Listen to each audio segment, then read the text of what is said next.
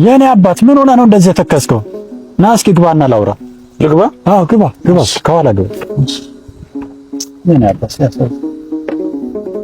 እግዚአብሔር ያክብርልኝ የኔ አባት። በጣም ብዙ መኪናዎች እንዲያዩ አልፎኝ ነበር። ችግር እኔ አሁን የሆነ ቀለል ያለ ስራ ጀምሬ ነበርና ሰው ያገዘኝ አይደለም። ምን እየለመንክ ነው? አይደለም። ቆይ ምንድን ነው? ቆይ ምንድን ነው? ከአይፎን 11 ጀምሮ እስከ 70 ፕሮ ማክስ ስልኮችን መሸጥ ጀምሬ ነበርና አንተ እንደማያስቆ ሳምሰንግ ነው እንድገዛኝ ነበር። እኔ አሁን የመግዛት ሐሳብ የለኝም፣ ግን ፎሎወሮችን እንዲገዙ ከፈለክ እስኪ ብትላቸው ነገር ካለ አሁን እኔ እንደምታየው ጽድት ያሉ ስልኮች አሉና ሳያቸው ከ11 እስከ 70 ፕሮ ማክስም አለ።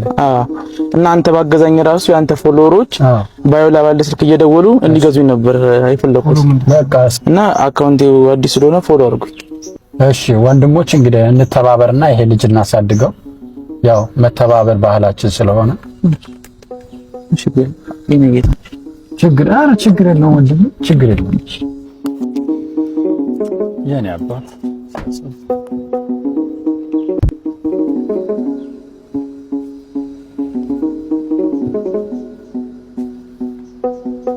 አይዞህ በቃ እሺ፣ አይዞህ።